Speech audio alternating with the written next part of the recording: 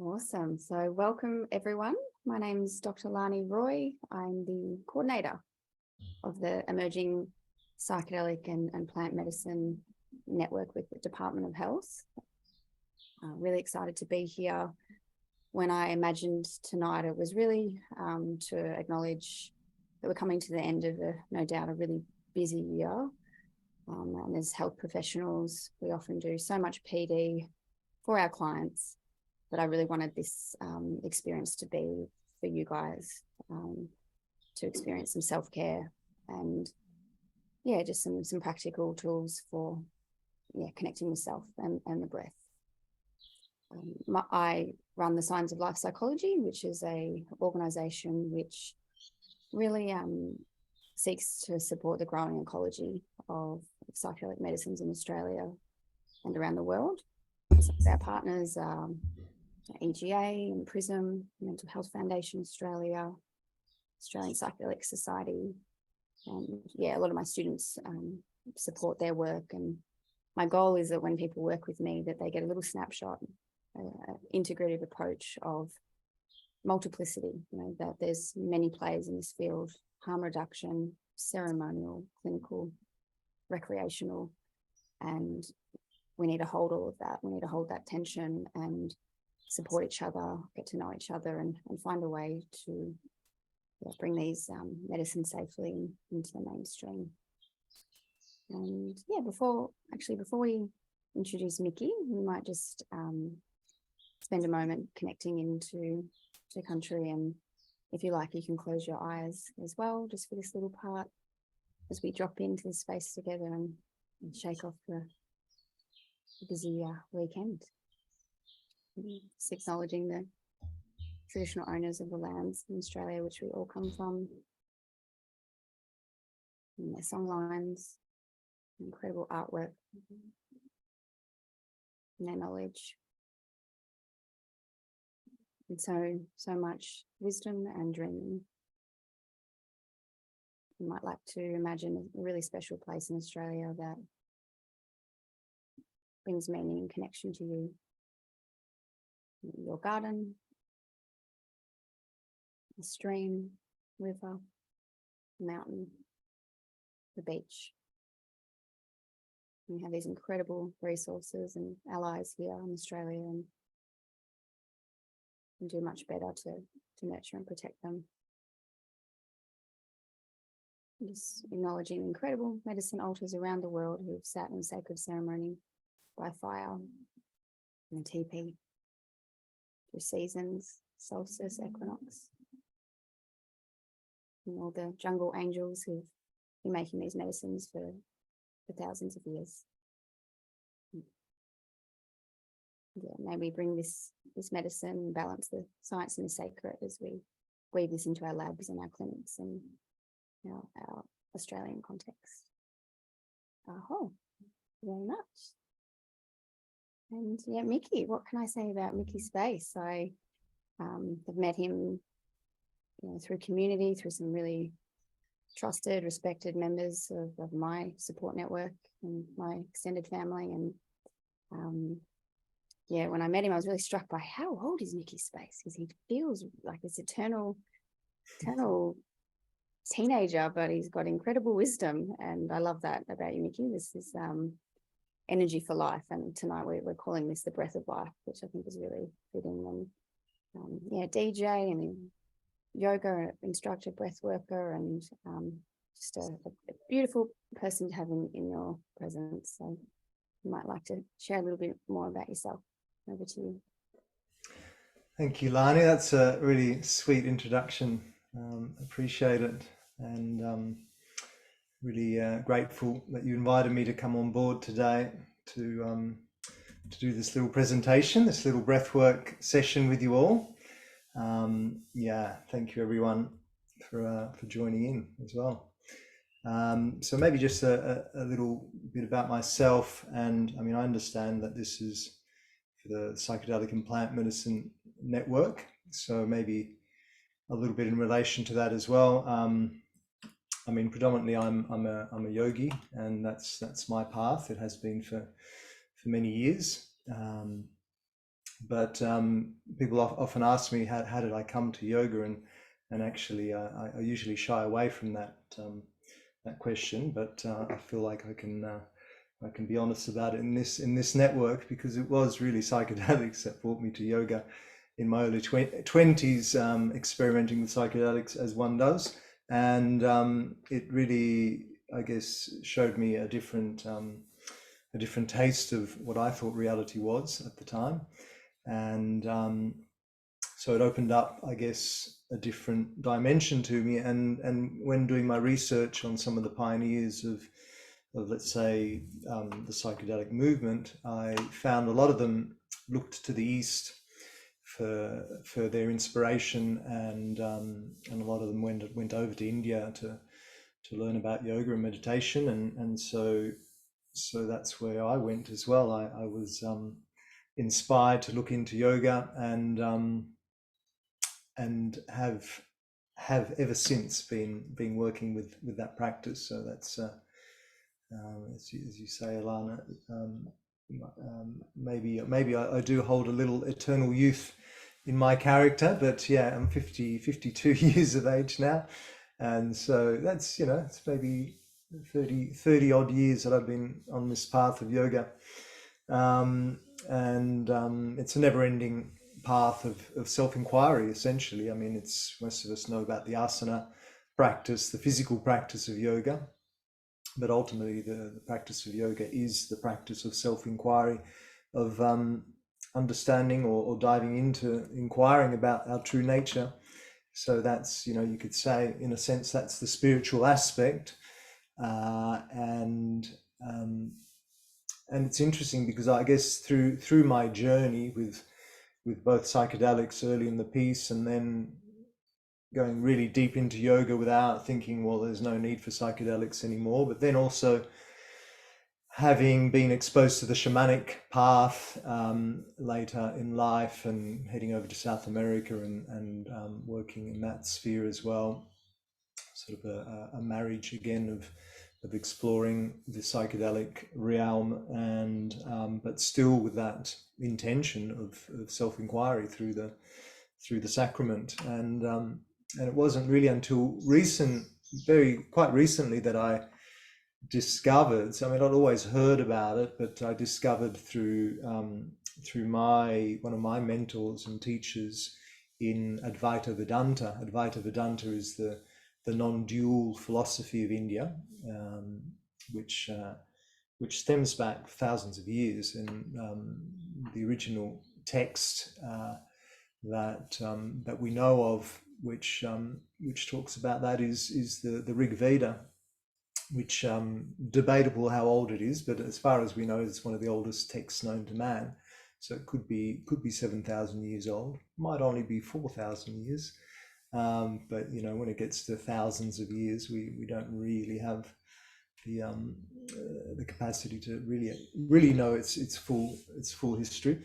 But definitely a very old text, and the Rig Veda literally talks predominantly about this ancient sacrament called soma, which was basically the sacrament that the yogis used to open them up to those higher realms of connecting to the non-dual space, the non-dual awareness, and so I was very blessed to be initiated on that path as well, which not many people really realize that is a thing.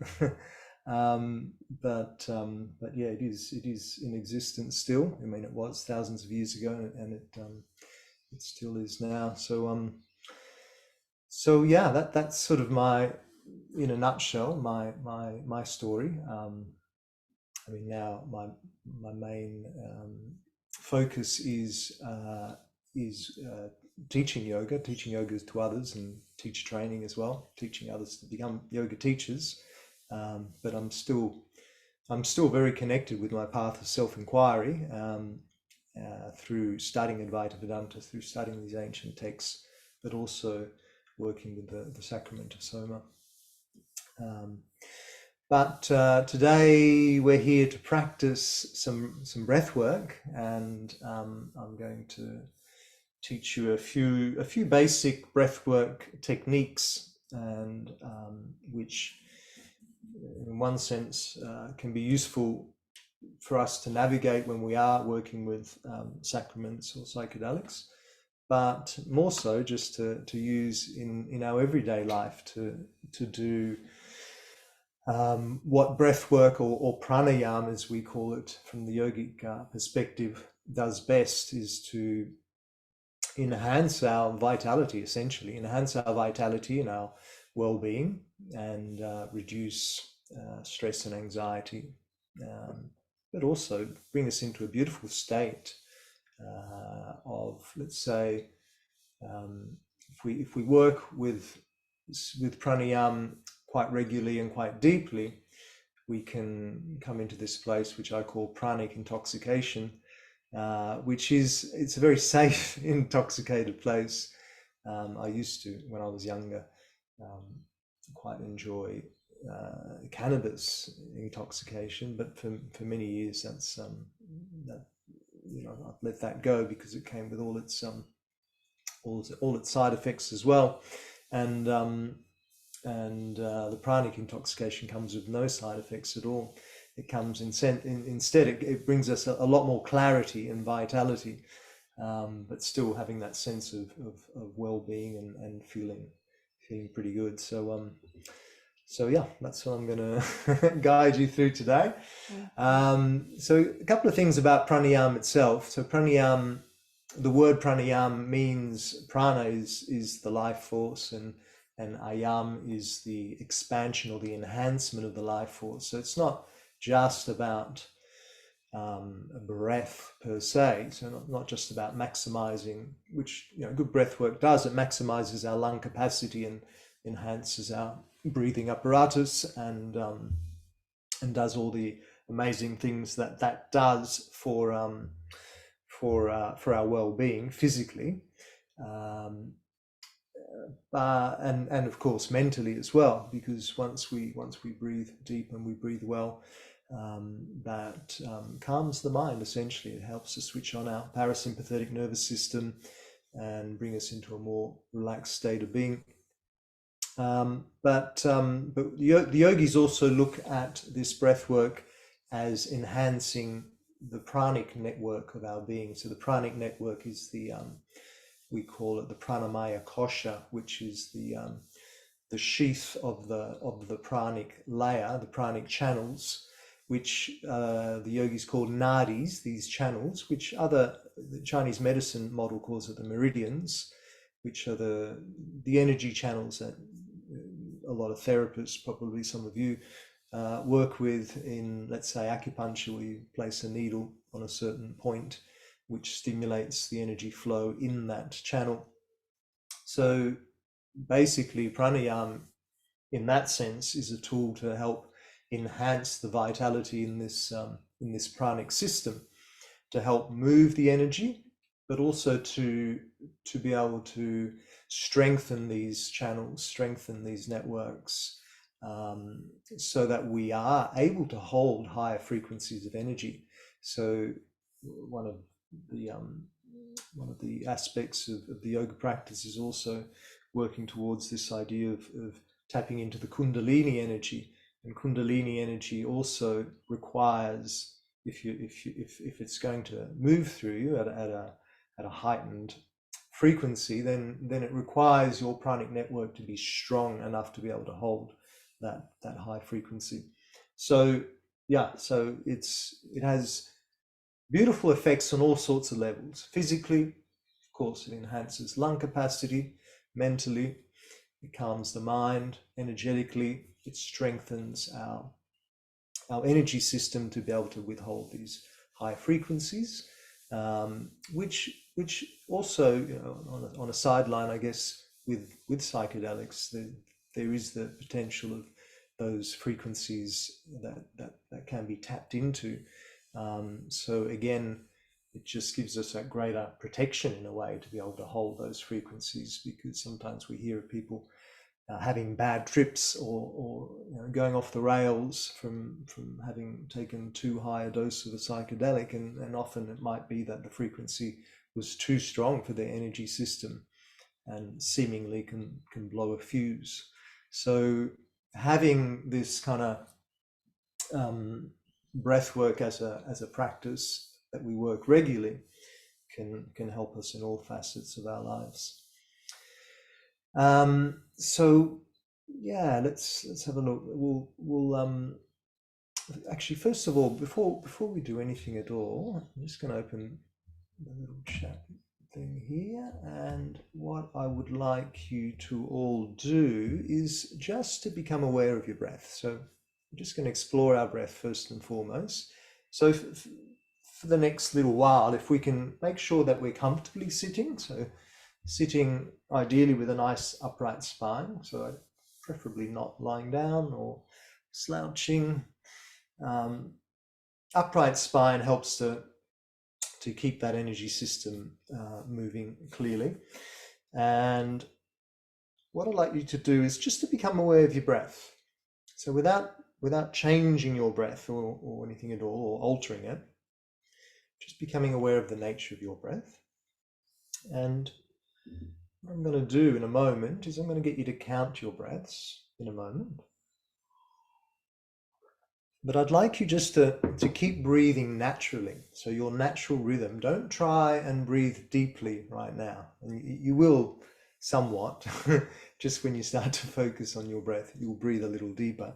But I'd like you to try and breathe how you breathe normally, how you breathe regularly. And we're just going to do a minute of counting those breaths within this minute. And then we'll sort of get a little bit of a tally to see what those numbers look like. So let's begin now. So just counting your breaths, breathing a normal rate. So inhale and an exhale is one breath, of course, without altering that breath.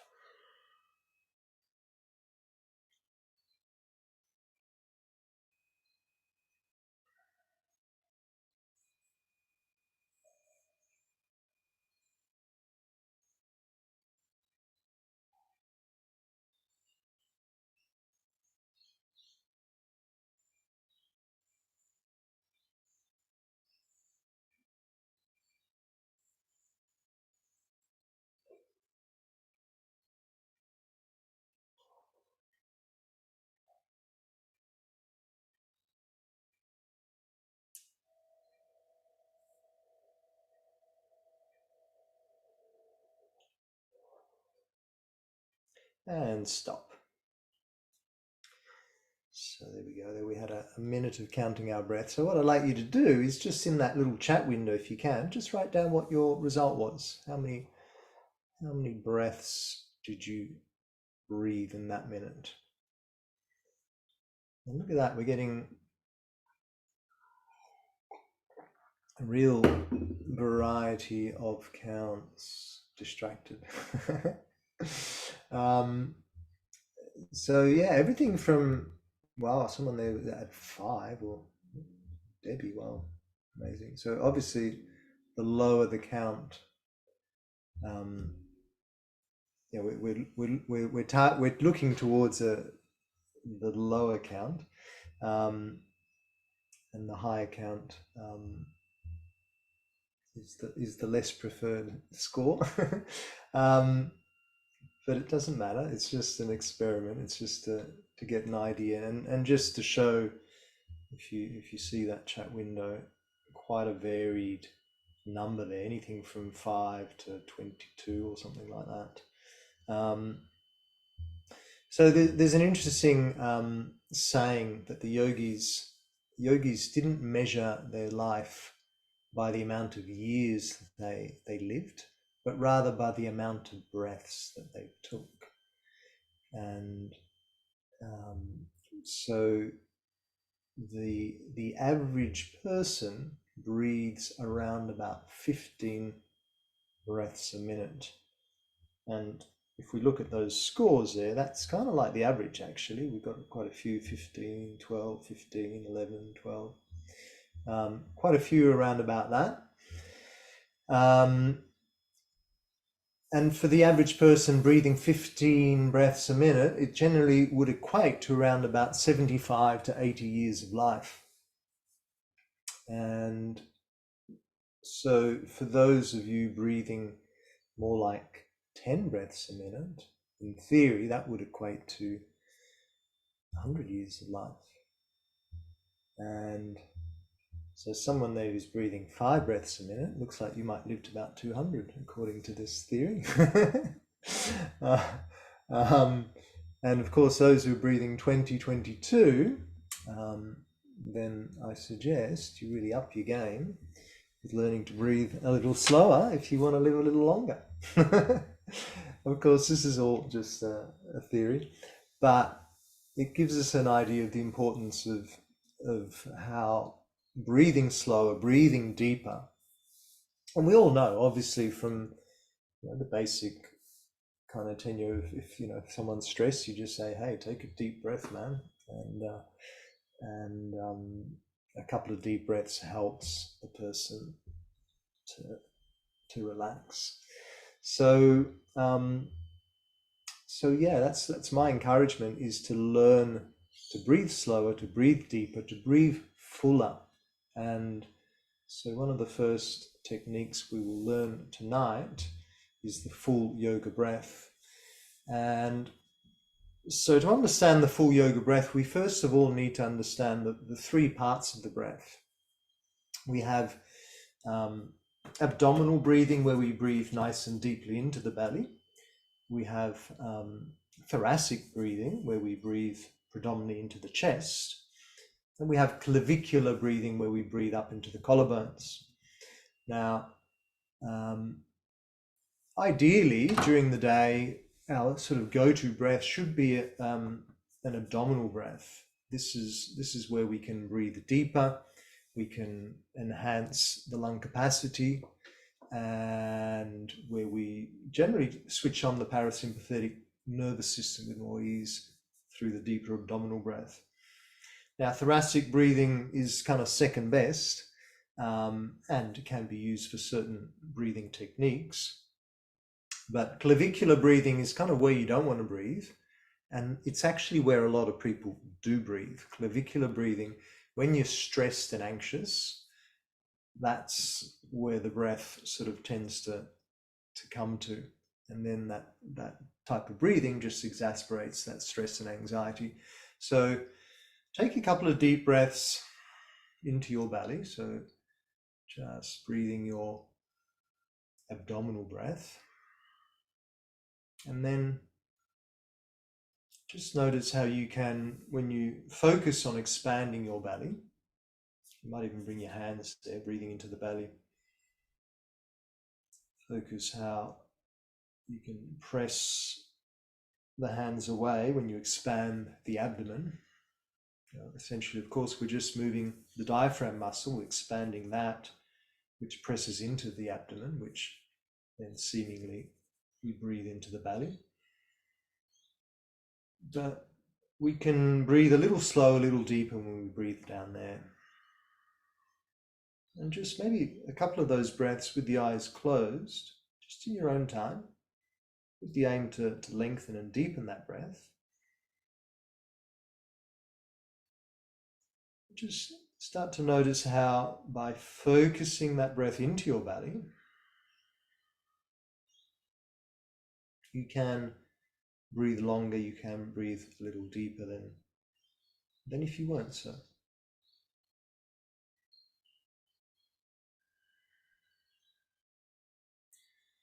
And then place your hands on the sides of your ribs, and now let the belly rest and focus on breathing into the rib cage. So focus on expanding through the sides of the ribs. So you're pressing the ribs away with the inhale and drawing it back in with the exhale.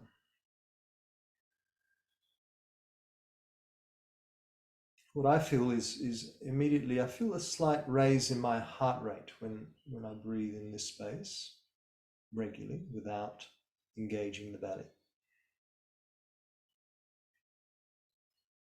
So it's in that sense, it's a little less parasympathetic and maybe bringing in a bit more sympathetic nervous system action.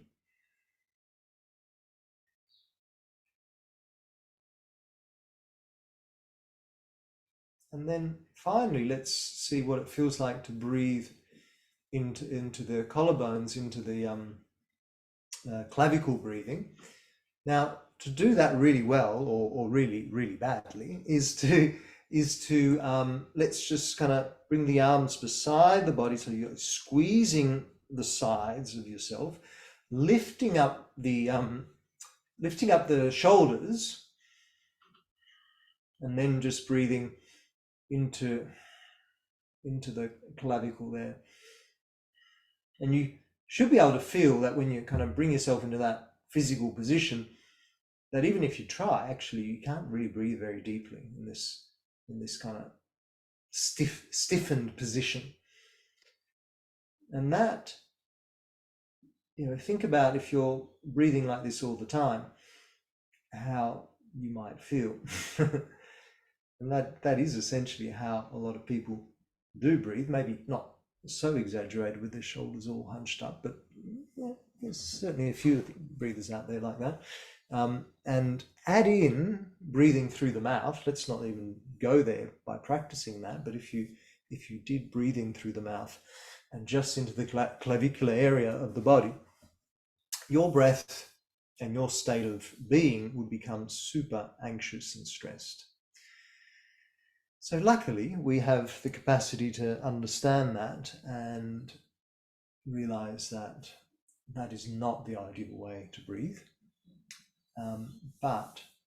So breathing into the belly, the abdominal breath is obviously the ideal. Someone just said they naturally wanted to open their mouth with clavicular breathing. Yeah, it kind of forces it open, doesn't it?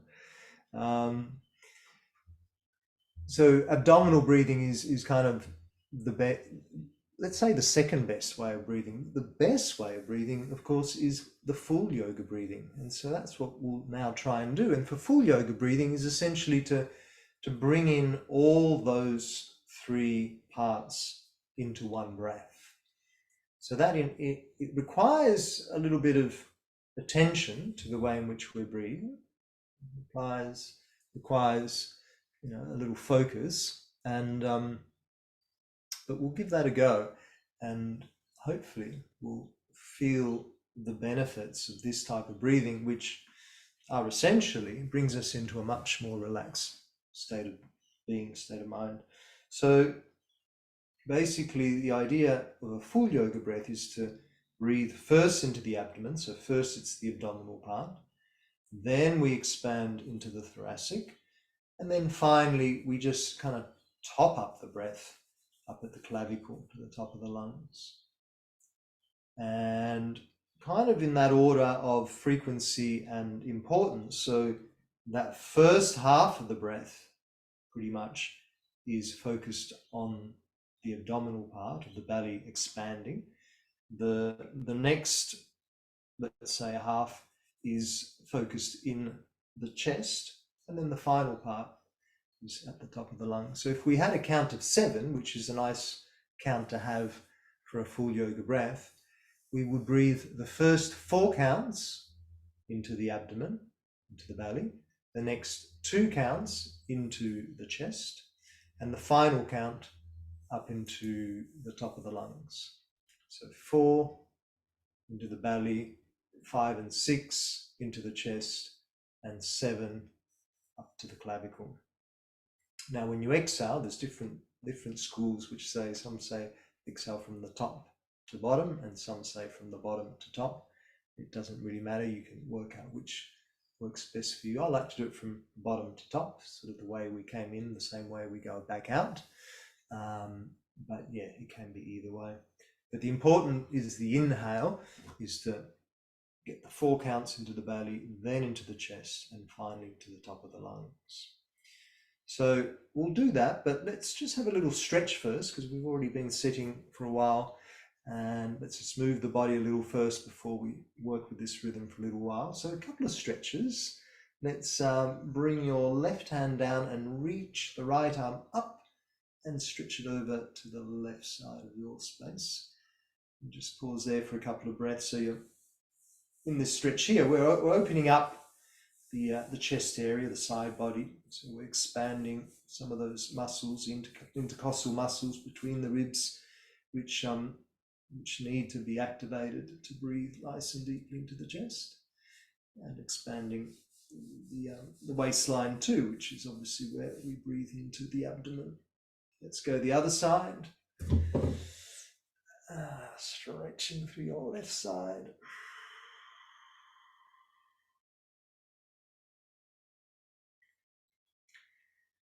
And then come back to sitting. If you've been cross-legged, maybe stretch out the legs, give them a little shake out.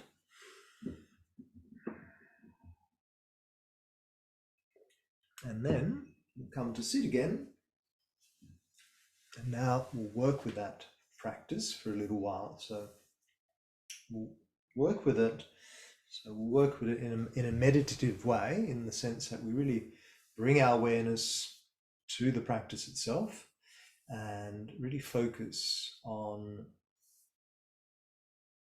the breath and on the body, and how the body takes in the breath, how it expands and how it opens up, and then on how we feel all at once. So that in itself becomes a practice of meditation. We keep the focus right there. Most Buddhist practices of meditation really do that. They focus on the breath itself. So that's exactly what we'll do now, but with this particular rhythm and technique, so we really enhance the capacity there to its utmost.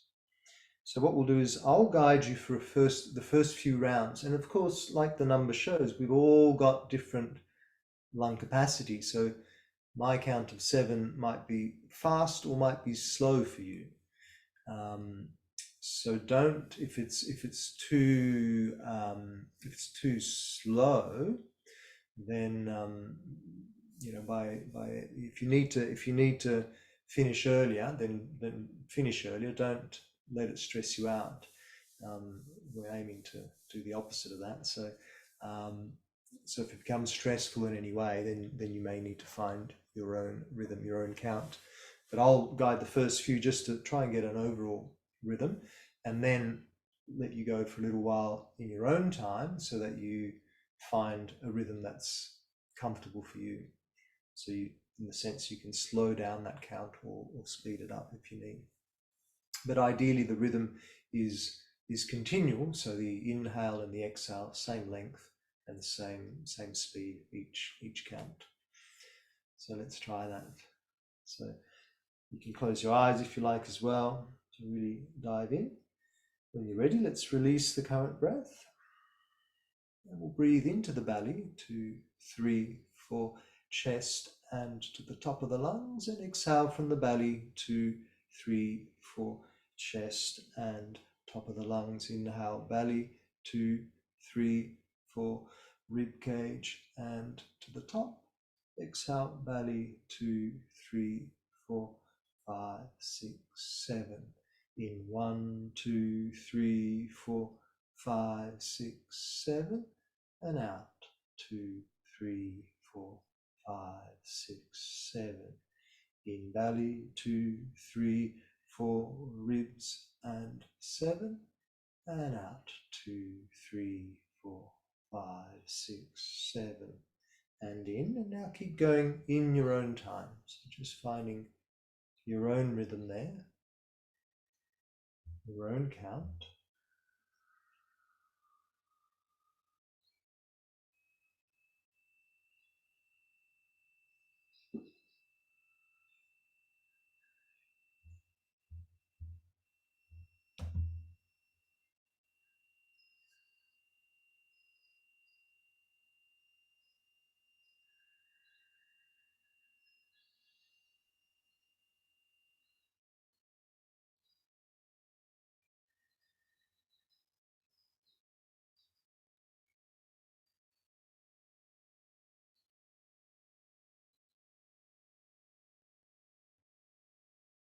As you keep working with this rhythm, keep going.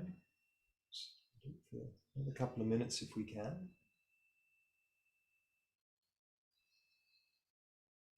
And so you're just working and establish that nice deep rhythm. Feel free to expand your awareness into your body as well and notice whether you're holding tension anywhere unnecessarily. Maybe in your shoulders, maybe in the back, in the jaw.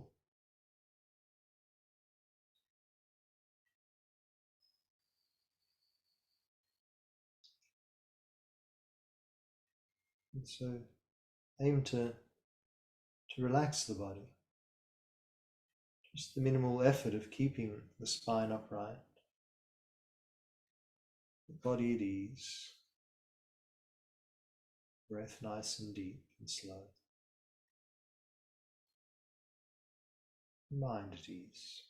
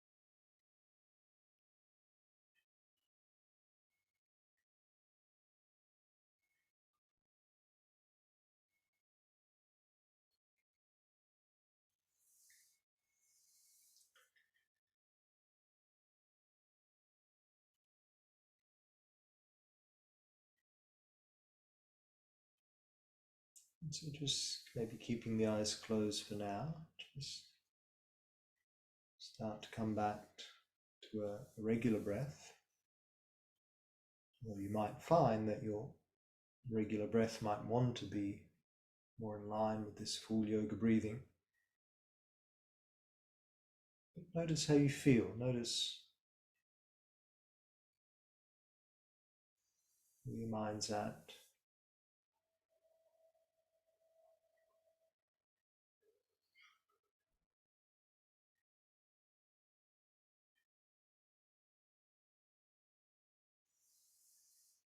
And hopefully feeling already a little bit more relaxed, which is the aim of that game with that breath. And we've got lots of really funky pranayama rhythms that we can work with, but that's kind of like the go-to. And often when I'm doing just drop-in yoga sessions, maybe with a corporate mob or someone who's maybe just doing a one-off class, this is the one technique which I like people to become most aware of, a little tool that they can take home and ideally start using on a daily basis. Most useful tool to navigate daily life, let alone the psychedelic space, but just the space of living in the world. So yeah, that's my biggest gift to you all, and some of you I'm sure are quite familiar with it, but we'll explore a couple more rhythms just to see how some of the other rhythms can feel and what they can do and what they can instigate within us. So I'll got a couple more rhythms, still got time, so I've got a couple more rhythms I'd like to explore, and I might just kind of go through and describe these rhythms first, and so we can kind of work out the technique first, and then the idea is then we'll do a practice of continuously working with a number of rhythms. I'll probably use 3 more rhythms which we can work with over a little period of time, so we can have a kind of a deep immersion into this pranayama practice. So the first rhythm that I'd like to work with after our full yoga breath is going to be a dynamic rhythm. So this is the rhythm that's often, it's a similar rhythm that's used in kind of rebirthing breath work, similar to Wim Hof. So it's one that can induce, induce potentially even a sort of psychedelic state, but we won't go too deep with it. But yeah, just be mindful that it can. It definitely gets you pranically intoxicated. This one, it's a wonderful one to bring on the energy, and it is quite energizing as well. This is the Bhastrika rhythm. Bhastrika, the bellows breath. So the bellows are those, the old tool that used to fan the fire with. So it's creating a kind of a bellows movement with our lungs, or with the diaphragm, essentially. So yeah, it's quite a strong one. And so just be mindful that it is a strong one. And if you at any point you don't feel comfortable, then just let it go. Don't force it. Like all our yoga practices, we're always really mindful and careful of our limitations, of what feels right, what doesn't for us. It's working quite strongly with the belly and the chest. So, if you were pregnant, even if you're on your moon day, just being mindful, maybe just going extra mindfully with it. And then, so it's just kind of like bellow action. And then at the end, there's an internal retention, which we call an antarkumbhaka. It's called the Sanskrit names, of course, in India, in the yogic tradition. Antarkumbhaka means to hold the breath in. And this is often where the true pranayama happens, from this yogic perspective. When we work with these retentions of breath, it's, in a sense, it's like the space between the breath is like a metaphor to the space between the thoughts in the mind, which is ultimately where we can drop into the non-dual space. So just being mindful of that retention, and not to hold it any longer than feels comfortable for you. But it can induce this kind of state of pranic intoxication, which for some of us might feel quite nice, but for some of us it might be challenging. So yeah, so don't force it. So that's the Bhastrika rhythm, and it's a connected breath of sorts, in the sense that we breathe with a connected breath, so continuously for a few rounds. We'll do 15 rounds, and it's active on both the inhale and the exhale. So normal breathing, our inhale is the active part of the breath, and the exhale is generally the passive part. In this one, we're active on the inhale, but also on the exhale. So there's a sense of quite a strong exhale, quite a strong inhale as well. So it's a reasonably fast breath. So it's not meant to be like this full yoga breath where we're slowing it down to induce that state of relaxation. Here we're inducing a state of heightened consciousness, in a sense. So it's a fast breath, which will increase the heart rate. But then at the end, we hold the breath in, and this is where, in that internal retention, is where this idea of cellular breathing happens. It's like we stop breathing, but the gaseous exchanges between the cells are still going on, and that in itself can induce this kind of euphoric feeling. So it's 15 of these breaths up. So you envision it going up and down. It's like you're on the inhale, you're lifting the energy from your solar plexus to the heart, and on the exhale, it's going back down, but continuously. So it's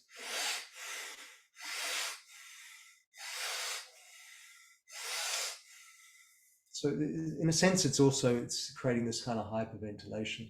And at the end, after 15 of those, a full inhale in, and then we hold the breath in. Those who know the bandhas, the locks, we engage those, but there's a lot to learn, so we won't go too much into that for now, but we hold the breath in for as long as we can, and then as you need to exhale, you slowly release the breath. So that's how Bhastrika rhythm. So we'll do that 15 times, and we'll do a few rounds of that and see how that feels.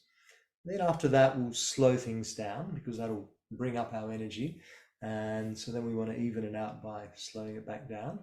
And we'll work with the Ujjayi breath after that. Ujjayi is where we create that constriction at the throat, like you're giving the throat a little squeeze.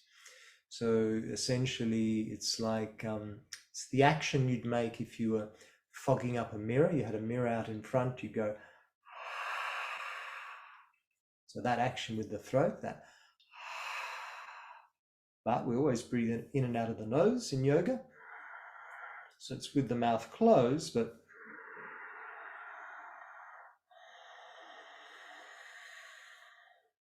I exaggerated there a little. It sounded a bit like Darth Vader, just to get that give you that sense of what we're doing there. But we don't need to exaggerate so much. We can tone that constriction down a little so it's comfortable.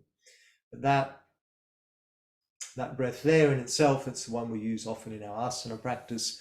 It helps to slow the breath down again, so we can still somewhat breathe a full yoga breath, but engaging that, it just brings in that other dimension of activating our throat centers, so throat chakra, throat energy centers activated there, and a whole bunch of other benefits, but not enough time to go into it all. But we'll work with that breath again. We'll do maybe a count of 7 sometimes, 7 in, 7 out, and then we'll bring in a few little retentions as well. So just let's say 7 in, and we'll hold for 3, and then 7 out, something like that. And then at the end, we'll work Nadi Shodhana. Nadi Shodhana is the alternate nostril breath, which I'm sure most of you are familiar with or have seen or have heard of, but if you haven't, it's alternating the breath through one nostril at a time. So we use a technique where we use we put our middle and index fingers at the forehead, and we use our thumb and our ring finger to alternate a gentle pressure over the nostrils. So you can breathe in through one nostril and then breathe out the other one. Then you breathe in through that one, and then you breathe out the other one again. And so energetically, we're visualizing or creating really a loop around the third eye space. So in one nostril, out the other, then in that one and out the other, and that becomes one round. Do it both sides. Now Nadi Shodhana, now sometimes our nostrils are a little blocked, and usually one nostril is more dominant than the other, and that equates to which polarity we're attuned to in the moment. Our left nostril attunes to our moon channel, so that's our more yin side, and our right nostril attunes to our sun channel, which is our more yang side. So whichever one is clearer in this moment is the one we're more attuned to. And the idea is that over the course of the day, every hour and a half or so, that dominance changes from nostril to nostril, something you can try and verify yourself if you like over the day. And these two nostrils energetically, these two channels represent those two polarities within us, sun and moon, yin and yang, Ida and Pingala, they're called in the yogic tradition. So the idea of the Nadi Shodhana, alternate nostril breathing, is to balance these two channels, balance these two polarities, which ultimately also for the potential of Kundalini energy to move through the system, they need to be in full balance, in full harmony for that to occur. So, but yeah, even just from a sense of left nostril also activates right side of the brain, right nostril activates left side of the brain. It brings our hemispheres of the brain into balance, slows down the brainwave patterns, and brings us into that more kind of Zen state. And it's useful to engage that Ujjayi here as well, particularly if the nostrils are a little blocked, because otherwise sometimes you're trying to snort the breath in through a blocked nostril, which is pretty hard, but you use the throat to help move through those blockages. So that's how we will end with this Nadi Shodhana. We'll do quite a few rounds of that to bring us into our beautiful Zen state. So it's going to be about 15-20 minutes incorporating these three.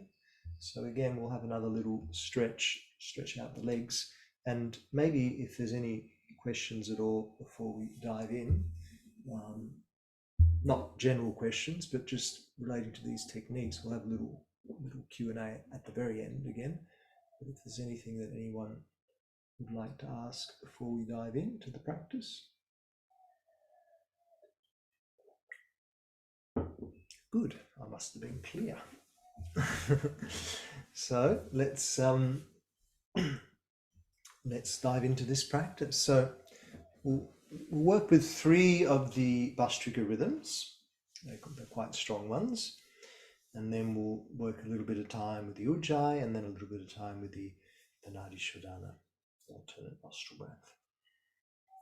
So again, making sure you're sitting comfortably, nice and tall, shoulders back and spine upright.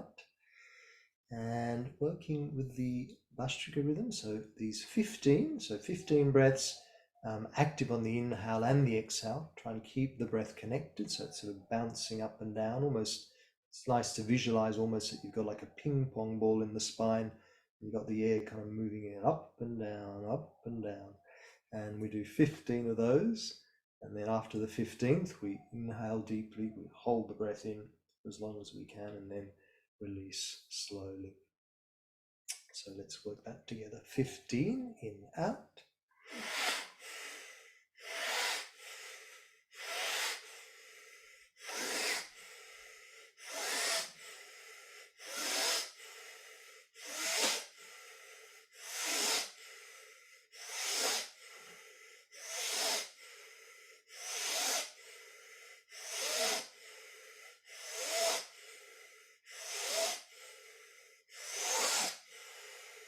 After the 15th, deep breath in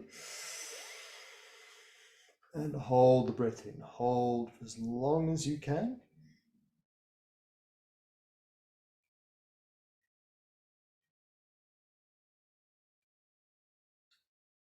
Ideally, chin down to the chest a little. You're squeezing the throat slightly can help. Squeezing the pelvic floor muscles as well to kind of center the prana at the heart. And as you need to exhale, of course, let the breath go nice and slowly. And then you come back just to an abdominal breath. Relax the belly. And bring your awareness into your heart. That's sort of what we're building the energy up to, from the lower centers into the heart space. So just a little focus there in the heart space. Noticing how that felt, how you feel now.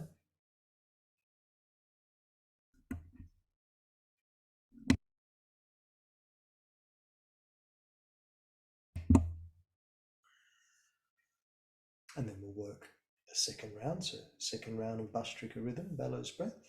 So 15 in, out.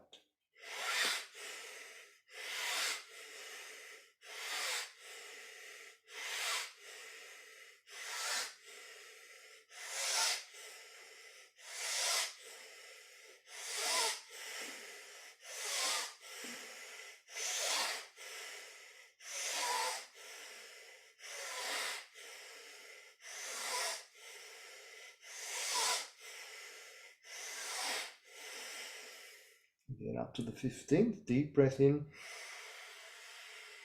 And then hold the breath in, chin to the chest, locking from the throat. Pelvic floor muscles drawn in. Centering out prana, our energy at the heart center. Holding as long as you can.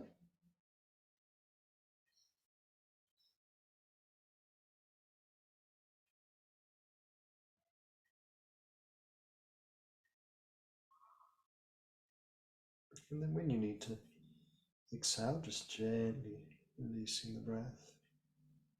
Very slowly relaxing the throat, relaxing the pelvic floor, and coming back to a slow abdominal breath. And again, just focus on the heart.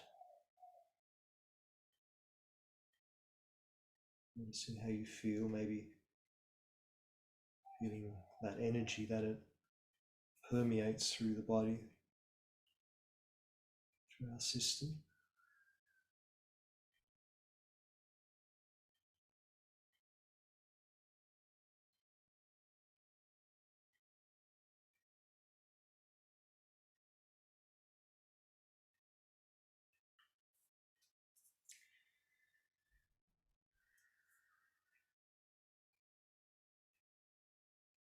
And then we'll work that rhythm one more time.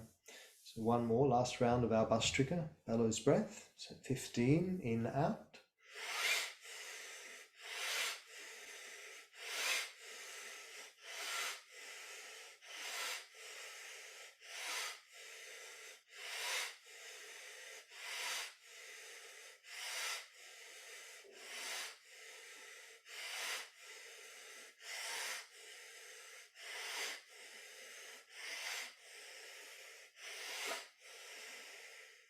After that 15th, again, slow breath in and hold the breath in.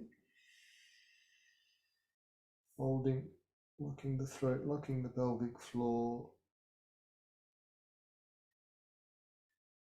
Holding for as long as we can.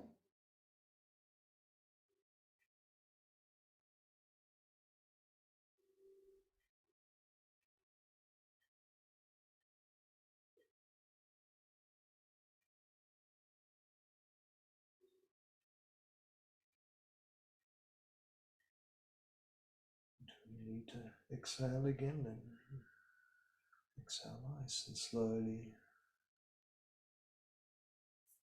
Soften the throat, soften the pelvic floor, and just come back to that slow abdominal breath. And again, just tuning into the subtle effects of that technique in the body and in your mind.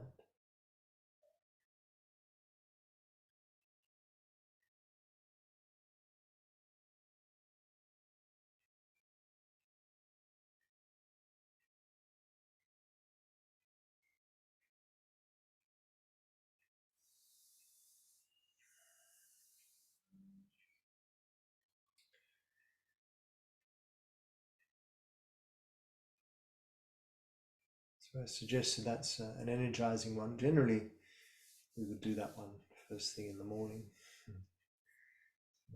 Not usually in the evening, but just wanted to give you a little taste. I would do a few more of those energizing ones as well, my morning practice. But we'll go into the slow rhythms now to bring us into that more Zen state. So we'll start with the throat breath, the ujjayi. So again, just like you're fogging up that mirror or fogging up your glasses, that action in the throat.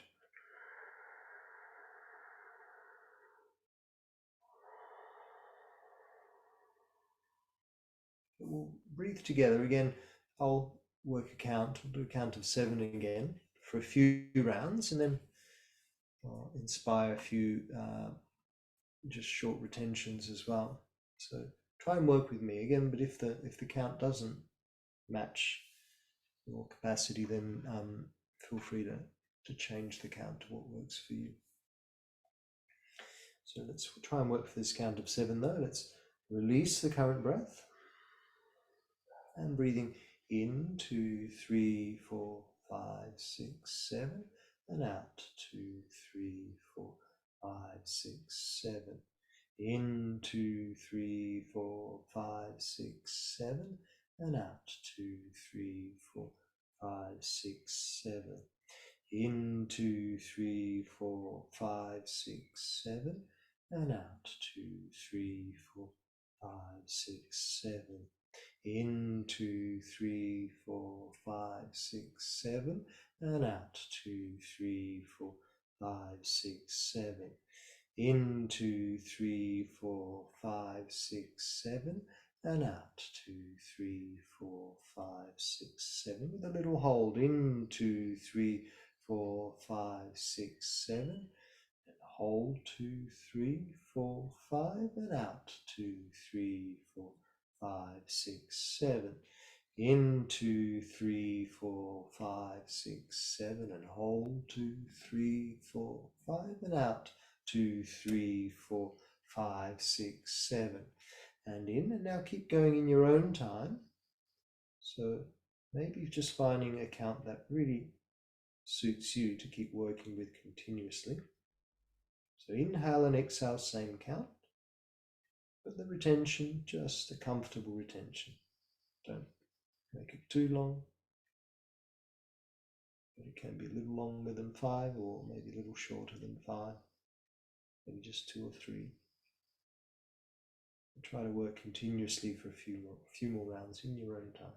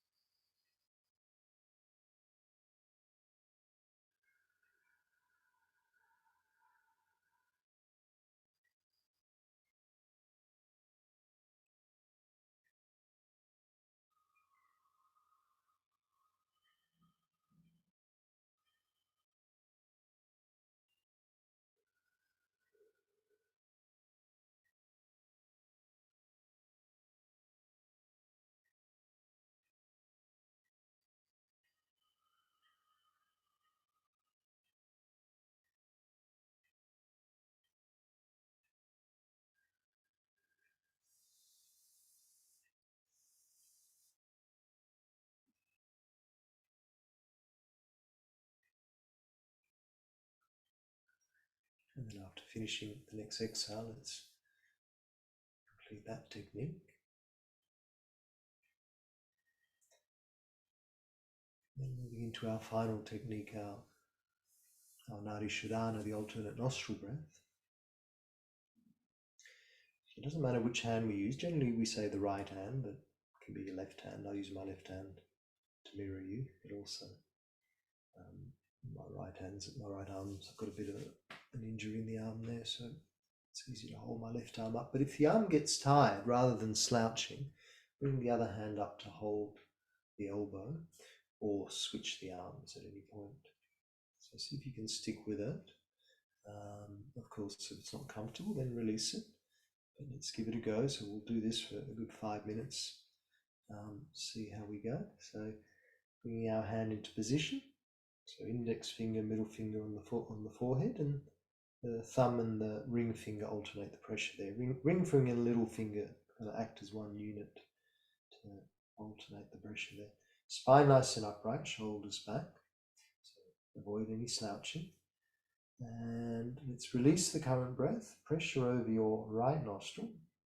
And then inhale through your left. 2, 3, 4, 5, 6, 7. And exhale through the right. 2, 3, 4, 5, 6, 7. In right. 2, 3, 4, 5, 6, 7. And out left. 2, 3, 4, 5, 6, 7. In left. 2, 3, 4, 6, 7. And out right. 2, 3, 4, 5, 6, 7. In right. 2, 3, 4, 5, 6, 7. And out left. 2, 3, 4, 5, 6, 7. In left. 2, 3, 4, 5, 6, 7. Out right. 2, 3, 4, 5, 6, 7. In right. 2, 3, 4, 5, 6, 7. Out left. 2, 3, 4, 5, 6, 7. In left. 2, 3, 4, 5, 6, 7. Out right. 2, 3, 4, 5, 6, 7. In right. 2, 3, 4, 5, 6, 7. Out left. 2, 3, 4, 5, 6, 7. In left, and keep going in your own time now. So still a few more minutes in your own time. So again, you can shorten or lengthen that count if you need to. Find a rhythm that works for you. Slow it down as best you can, but keep it rhythmic. Keep it rhythmic on both sides, activating the throat center, particularly if you're struggling to get through any blockages. And visualizing the energy looping around the third eye.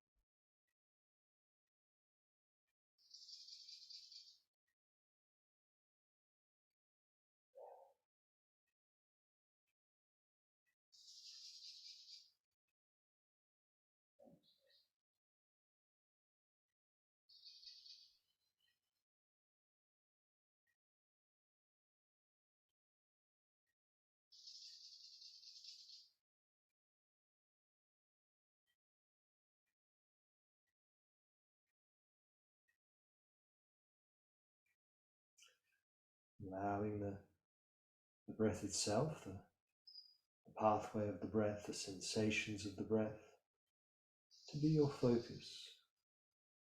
Keeping the attention on the technique for the last couple of minutes.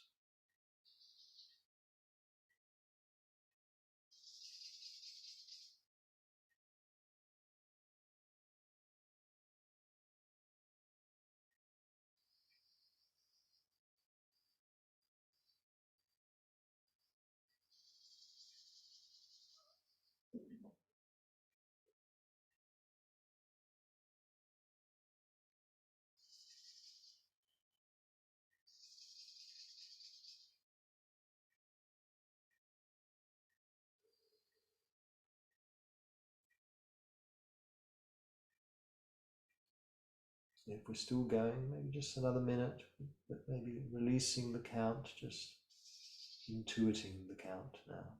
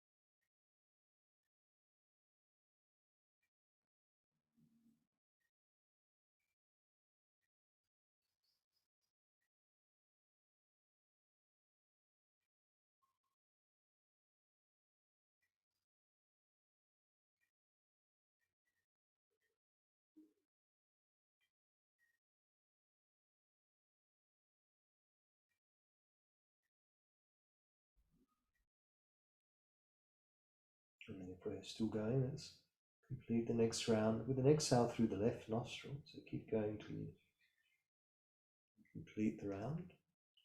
And then keep the eyes closed and release the hand.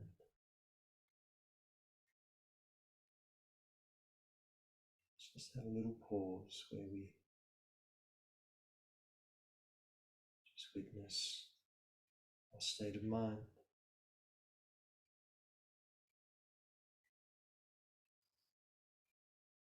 It's our state of being.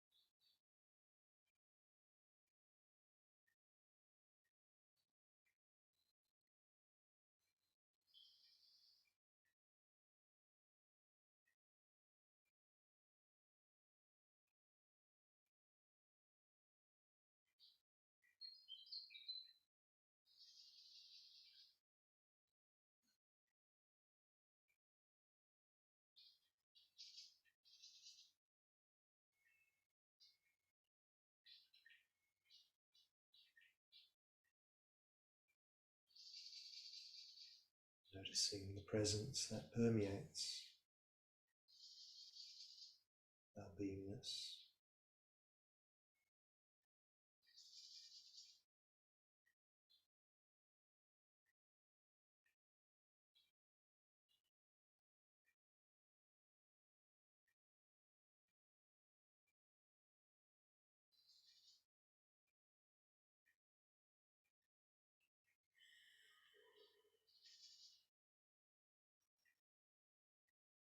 And taking a couple of those full yoga breaths again. Just to bring ourselves back to our breath and back to our body.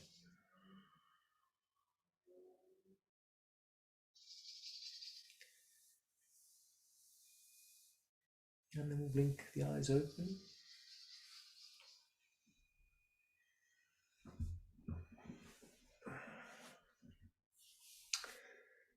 And thank you.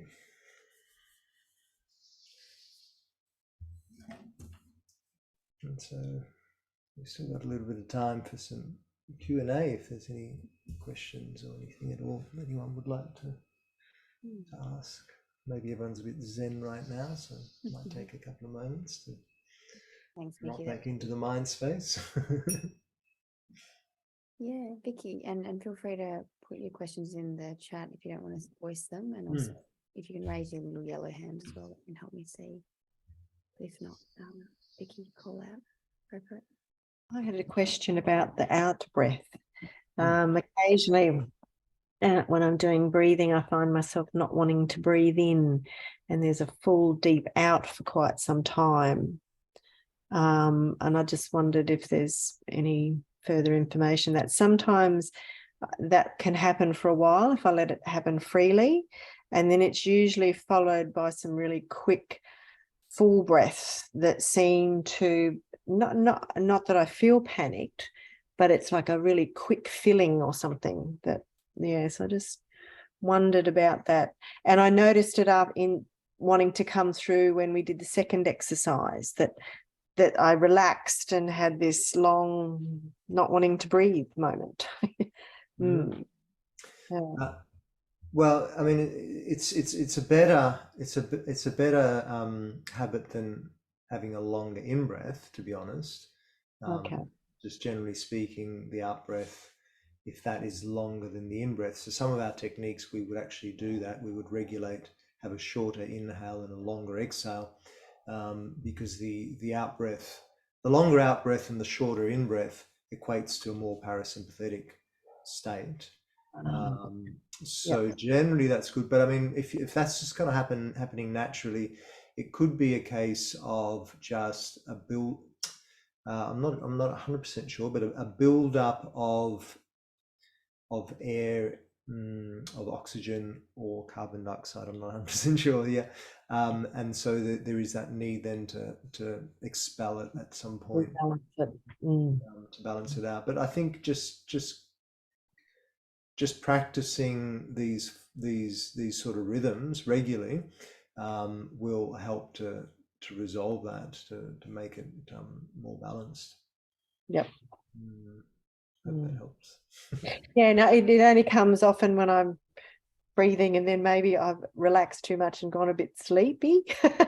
So I haven't been as conscious about the breathing, and then I find, oh, hang on, if I come back to it, I'm doing this strange thing. Yeah, so it might just be rebalancing, or it could be that I should be more aware when I'm doing it, maybe.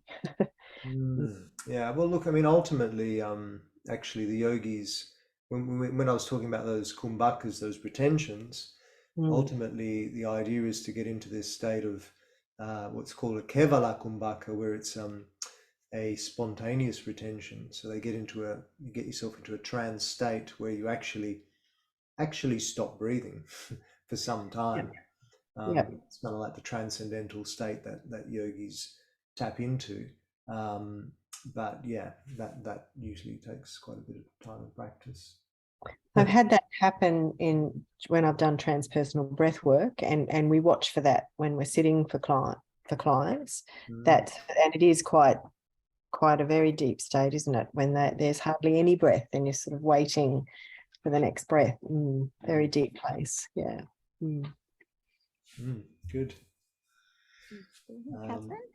I'm just reading one here, maybe. There's, thanks, Mickey. In relation to that, if someone is sighing more, is that part of their body trying to activate the parasympathetic nervous system more? I'm not sure. I don't know the answer to that, I'm afraid. Yeah, it would be some relationship of oxygen versus carbon dioxide that needs to be adjusted there as well, I'd say. Someone else says, I do yoga a lot, which includes breathwork by master yoga instructor. I appreciate how important both of these activities are on a regular basis. After 15 years of it, I found yoga without the internal awareness and exploration is not as effective as having this combination. Yes, indeed. Thank you. Thank you, Karen. And did you say Catherine had a question? Yeah. Oh, sorry, my voice is a bit funny. I just had a question. What's like the difference between doing the really deep breaths and then doing the deep breaths with the hold? Like, is there some sort of difference in the body or? Yeah. So look, the holds are really, we had a little practice there, but ultimately the holds are a more advanced practice. So the idea is that you only start really practicing the holds once your just regular deep breath is your normal kind of breath. So you train yourself to have a deeper lung capacity, and basically you're more pranically energized by breathing deeply for some time. So I'm talking really years, essentially. And then once you got into that place where you've got a really good deep breath, then you can start working with those holds and working those holds at longer time spans to increase that kind of what brings us into that more transcendental state. Yeah. And is that the same with like doing the sort of like, was it 7 in, 5 hold, 7 out as well? Yeah. Okay. Exactly. Yeah. So that's why you probably find, I'm not sure if you're new to this practice, but if you're quite new to the practice, that you couldn't maintain a 7 in hold for, let's say you try to hold for 10 or something, you probably couldn't maintain that for more than a few rounds. Ultimately, you want to just get to a place where you can maintain a steady rhythm for, let's say, 5 minutes without it being stressful on your body, in your system in any way. So it's basically you're building muscles with the breath work. You're building, the muscle of the diaphragm and muscles in the intercostal muscles, everything that's that's used for breathing. We're building those muscles like we would in a gym, and you can't just go in there and pump iron on the highest level first round. In a gym, we need to work our way up to it gradually over time. Yeah, absolutely. Thank you. No worries. Rob, hey. Hey, Mickey. Nice to see you. Yeah, nice to see you too. I was just wondering about holding long holds on an exhale, like fully emptying lungs and holding there, because I've done some breath work with that. Both are cool. I'm just wondering if you could, I'm not sure if I have a question, maybe you can just talk to that a bit. They're basically different kumbhakas. The internal is an antar kumbhaka. The external retention is a bahir kumbhaka. Generally speaking, most people find it easier to start with working on the antar kumbhaka, meaning the internal retention. Basically, because if you think about it, when you're inhaling, you're breathing in life. Essentially, you're breathing life force, but you're holding your life force. Whereas when you exhale, you're releasing the life force, and so you're holding without life force. So in a sense, when we do the external retentions, it's like it's a little bit more like practicing a little practice of death. And so for most people, that's quite uncomfortable to be able to hold that exhale. So there are some techniques such as the Mahabandha, the Bandha Trayan, which focuses on holding without breath, holding on the exhale. But yeah, it's something that usually takes up a little bit more practice for the external retention. Cool. Thanks very much for that. No worries. We'll just do one last So, question, Leanne, and then I'll have a little. Sorry. You were talking about sitting upright, like for the whole practice. Yeah.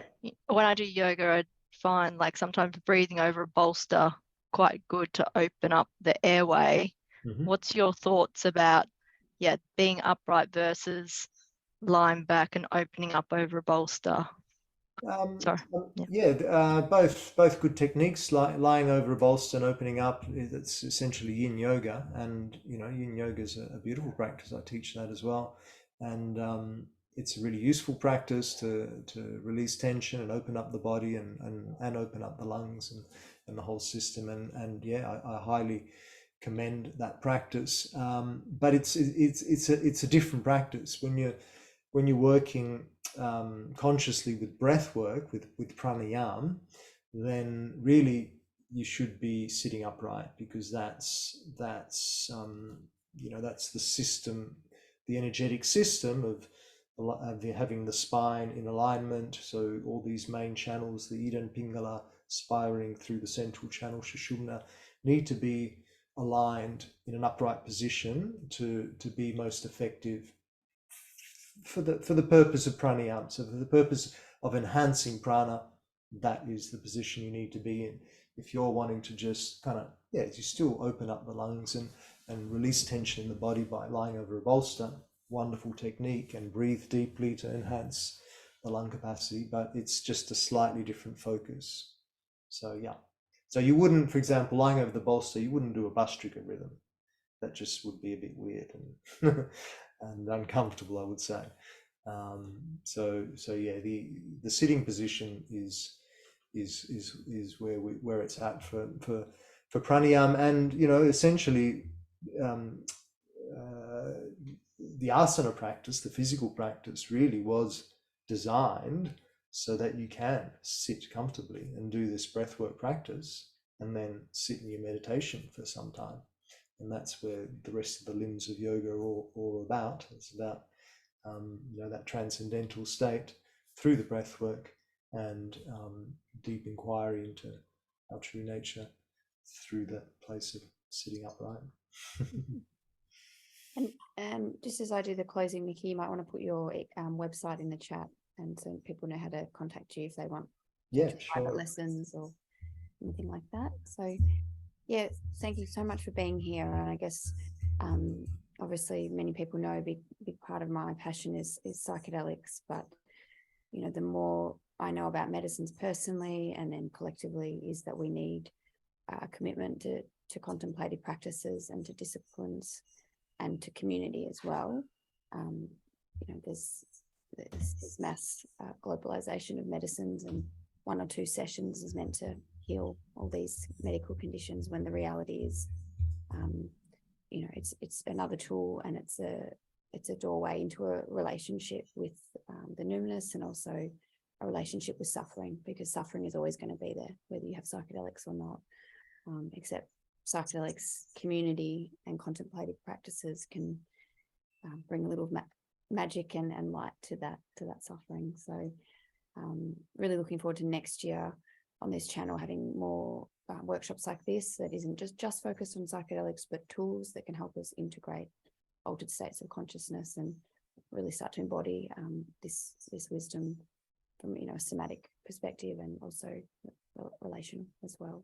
So yes, thank you very much everyone for being here, and feel free to reach out to me as well at the Signs of Life, and any suggestions of people you think would really be great to be on this network, please let me know. I'm always open to connecting with new people who've got amazing tools and supporting us all in our work, and the enormous work that goes into the mental health sector. Many of us have our own battles as well, and yet we show up every day to work to be that support to others, often in really difficult conditions. So I just want to honour all your work, and I hope you have a really safe and incredible festive season with your families, and some joy and some sunshine. Okay. Good night, everyone. Thank you. Thank you, everyone.